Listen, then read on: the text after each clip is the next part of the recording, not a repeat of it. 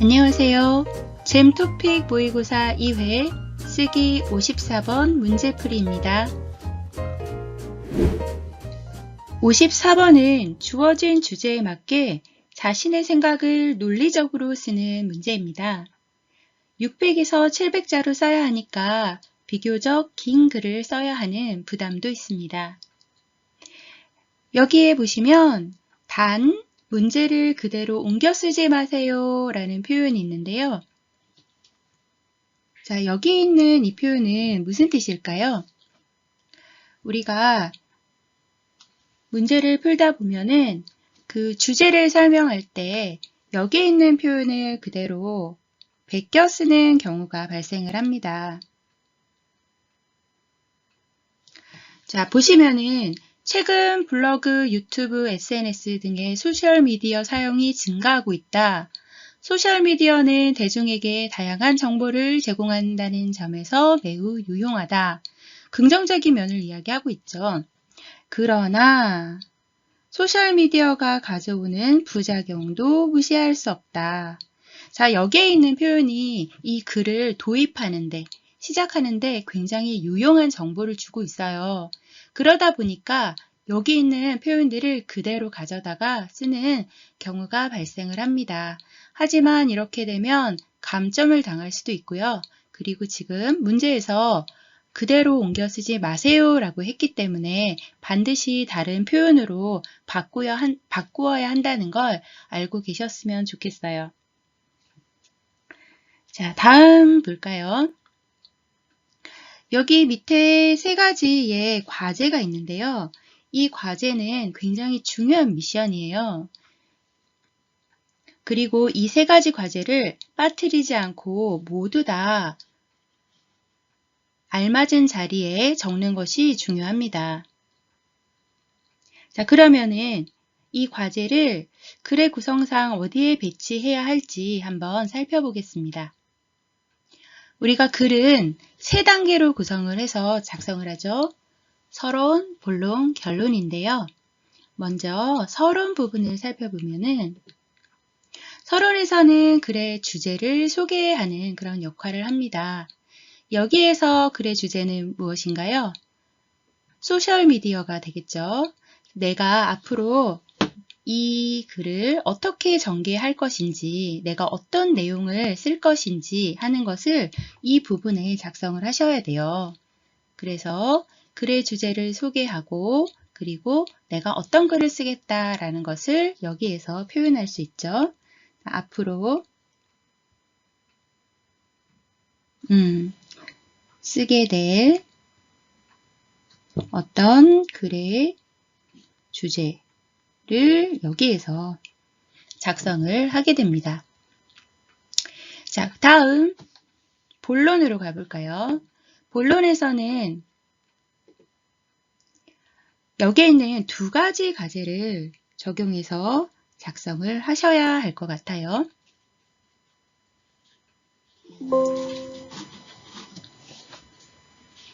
자, 여기 결론 부분이 미리 나왔는데요. 우리는 아직 본론을 좀 보고 가겠습니다. 소셜미디어의 긍정적인 영향은 무엇인가? 그리고 소셜미디어의 부정적인 영향은 무엇인가? 이 부분이 여기 있는 본론에 들어가야 합니다. 우리가 긍정적인 것과 부정적인 것은 서로 묶어서 잘 이야기를 하잖아요. 하지만 마지막에 있는 소셜미디어를 효과적으로 사용하는 방법에 대해서는 뭔가 결론에 가깝다라는 느낌을 받죠. 그래서 여기 있는 결론 부분에 소셜미디어를 효과적으로 쓰는 방법을 작성하시면 되겠어요. 물론 우리가 본론에서 이 세 가지 과제를 모두 다룰 수도 있어요. 그리고 결론에서는 일반적으로 그래서 쓰는 것과 마찬가지로 본론에 나왔던 내용들을 다시 한번 정리해주면서 마무리를 할 수도 있습니다. 하지만 600에서 700자 정도는 글이 그렇게 쓰기에는 짧은 편이고요. 그리고 또 시간상으로도 여유가 없어요. 그렇기 때문에 본론 부분에 이 두 가지 과제를 넣고 마지막 결론에서 효과적인 사용 방법에 대해서 정리를 하는 것이 더 좋을 것 같습니다. 자, 그리고 제가 하나 더 이야기하고 싶은 것은요. 여러분이 글을 쓸 때 어떤 주제문을 먼저 제시를 하게 되죠. 그래서 글은 항상 주제문이 있고, 그리고 거기에 대해서 뒷받침을 해주는 뒷받침 문장이라는 것이 있어야 합니다. 여기에는 보통 근거, 그죠? 이유, 어떤 증거, 이런 것들이 나오게 돼요. 그래서 주제문은 기본적인 내가 하고 싶은 가장 핵심적인 내용이 들어간 문장이고요. 그리고 그것을 설명해주는 문장이 바로 뒷받침 문장이라고 보시면 됩니다. 자, 우리가 잼 토픽에서 주어진 모범 답안을 가지고 서론, 본론, 결론이 어떻게 구성되었는지 다시 한번 살펴보면서 정리하도록 하겠습니다.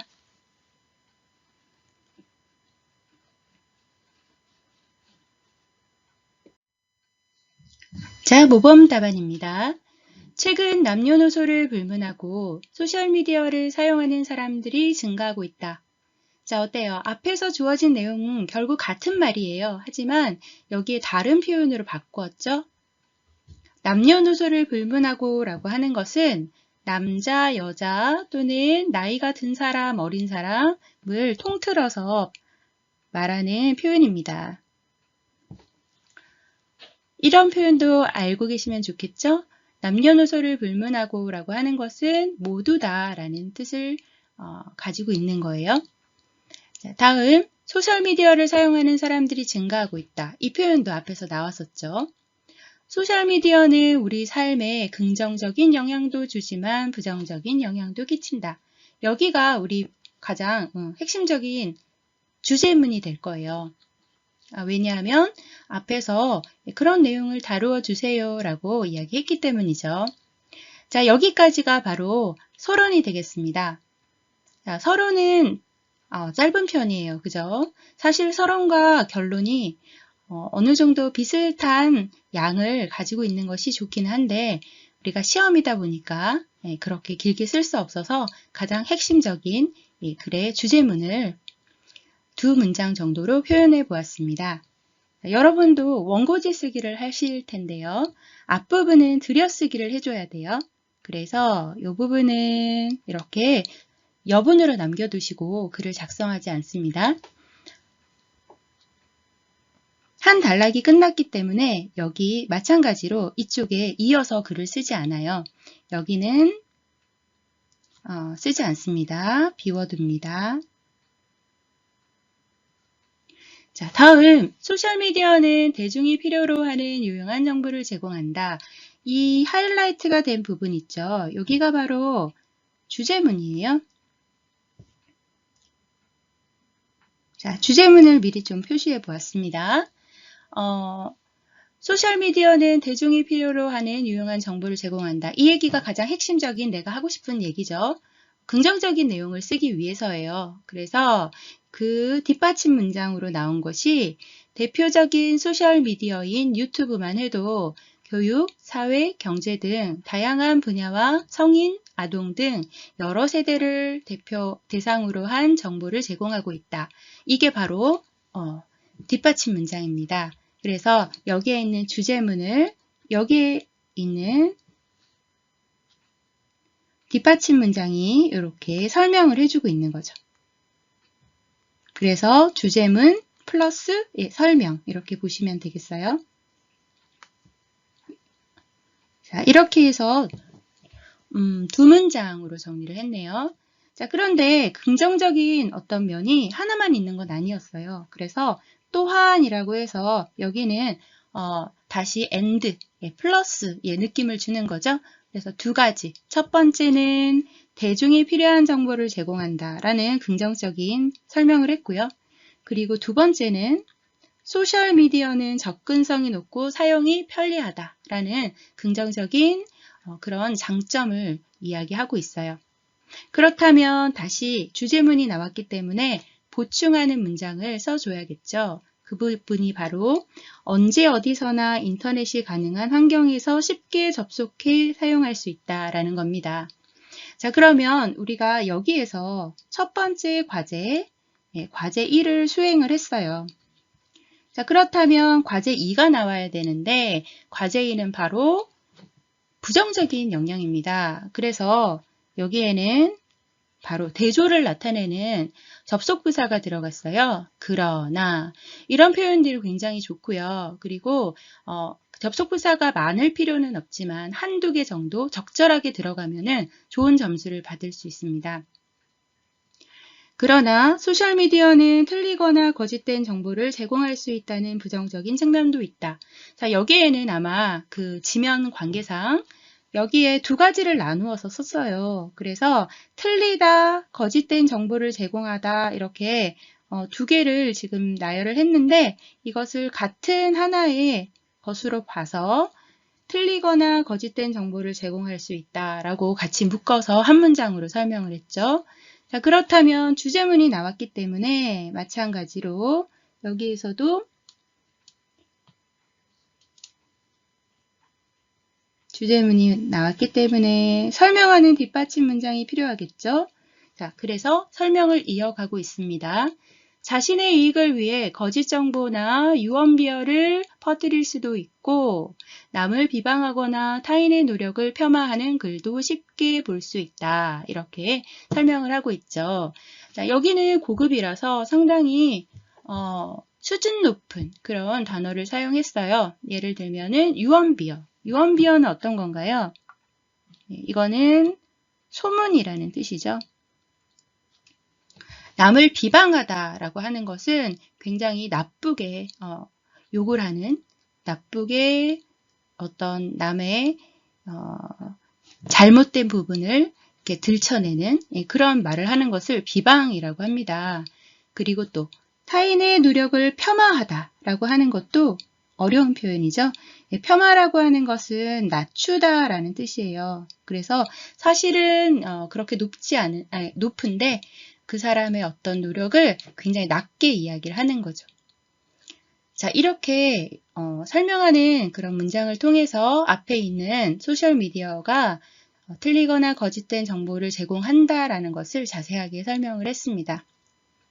자, 이처럼 소셜미디어는 긍정적인 면과 부정적인 면이 공존하므로 어떻게 이용하는지가 중요하다. 그래서 여기에 있는 마지막 문장은요. 결국 내가 이 결론 부분에서 방법에 대해서 소개를 하겠다라는 것을 미리 제시를 하고 있는 거예요. 그래서 어떻게 보면은 바로 서론에 있는 주제 소개와 같은 역할을 하고 있습니다. 이 문장이 들어가야 하는 이유는 그래서 자연스럽게 연결이 될 수 있기 때문이에요. 하지만 만약에 쓰기가 어렵다라고 하면 없어도 상관은 없습니다. 자, 결론으로 가볼게요. 소셜미디어를 효과적으로 사용하기 위해서는 자, 이게 바로 뭐예요? 세 번째 과제라는 걸 보여주는 거죠. 자, 여기에서 우리가 과제 2를 수행을 했고요. 이제 과제 3으로 갑니다. 우선 정보의 진위를 잘 살펴보아야 한다. 자, 여기에서 정보의 진위라고 하는 것이 바로 첫 번째 주제 문장이 되는 거죠. 정보의 진위라고 하는 것은 진짜인지 가짜인지를 잘 판단해야 한다라는 뜻입니다. 올바른 정보인지를 판단하기 위해서는 한 사람보다 많은 사람의 의견을 듣고 스스로 판단할 수 있는 힘을 키워야 한다. 자, 여기가 바로 설명하는 뒷받침 문장이 되겠죠. 다음으로는 자, 여기에 보시면 두 번째 주제문이 나온다는 것을 알 수 있어요. 그래서 이 글에서는 효과적으로 사용하는 방법을 1개, 2개 이렇게 제시하고 있는 겁니다. 두 번째, 소셜미디어의 사용자가 나와 같은 인격체임을 인식할 필요가 있다. 자, 인격체라고 하는 것은 인격을 가진 사람이라는 뜻이에요.